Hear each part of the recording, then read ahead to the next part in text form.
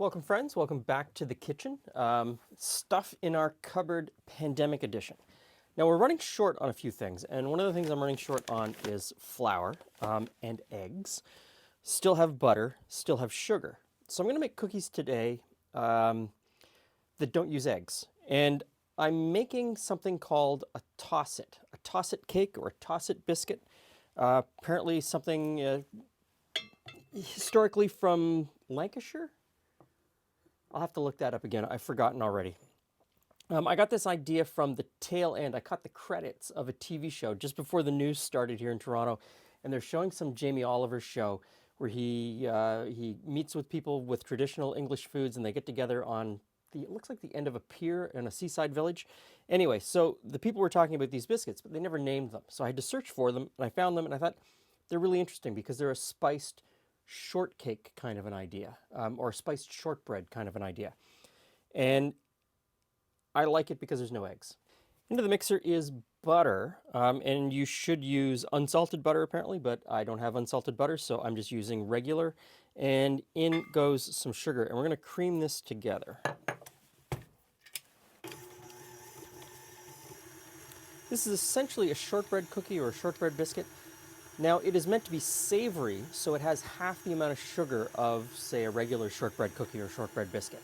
And it calls for flour, but you know, we're pretty much out at this point. But I do know that you could swap out a portion of wheat flour and instead use some rice flour or some cornstarch to extend it.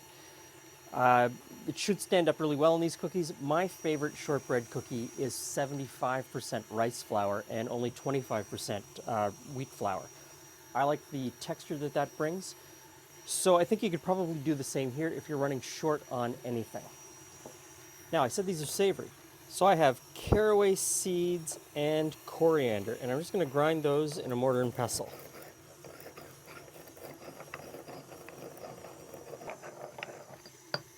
Okay. Spices, we're going to mix those into the flour. And then we'll pull the butter sugar mixture off of the stand mixer. I'm going to stir the flour and spice mixture in by hand, just until I get a nice ball of dough. I think it mixed up pretty well, so I'm going to put it out onto the countertop and just use my hands to form it into a ball. Actually, a disc. Because we're going to put this in the fridge. We're going to wrap it in plastic wrap. We're going to put it in the fridge for an hour or two, let it chill down, and then we're going to roll it out and cut it.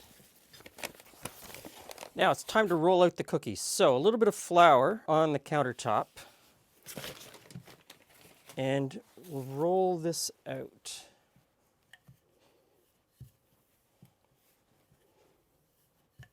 Now you're supposed to roll these out fairly thin. It says half a centimeter, which is about a quarter inch, maybe just a little less than a quarter inch.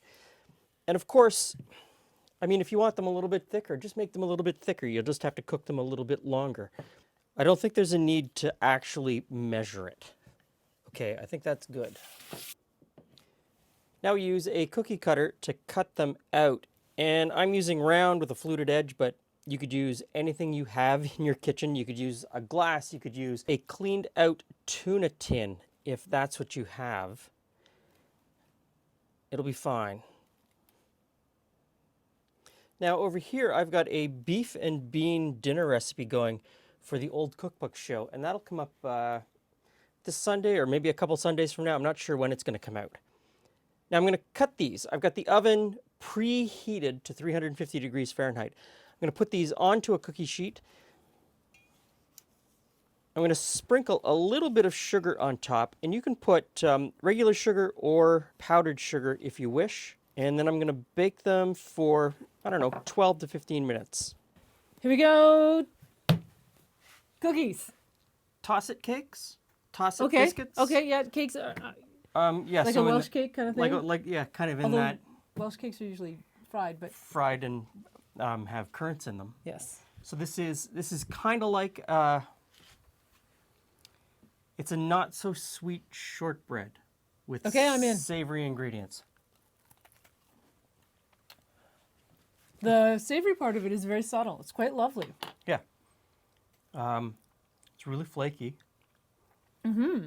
Yeah, It's a nice base. You could put all sorts of things in it. Yeah, you could put any warming spice, I think, in it. You could put cloves in it. You could put cinnamon in it, cardamom. This is apparently the traditional way to make them. It's very subtle, like you said. The actual biscuit is wonderful, isn't it? But I Is mean, it lovely, Louis? Yeah. it is just essentially a shortbread cookie. Sugar, butter. Sugar, Little bit of butter, flour? bit of flour. But it has less sugar than a shortbread cookie. So you could ramp up the sugar if you wanted to, but I don't think it needs it. I think that is That's very pleasant. was wonderful, isn't it? It's very pleasant. Okay. I like those. So we give that one a high rating. That's a big thumbs up from us. And of course, you know, like I said, you could change up the spicing any way you want. If you wanted a little bit sweeter, you could put in a few tablespoons more sugar, but I don't think it needs it. And if you don't have enough flour, you could cut it with some rice flour. Yes. Yeah. That would probably make it even like a meltier. Meltier, yeah. Sort of Very technical term there. crumblier. Maybe. Anyway. Anyway, great cookie. Give it a try since you're locked at home. Thanks for stopping by. See you again soon.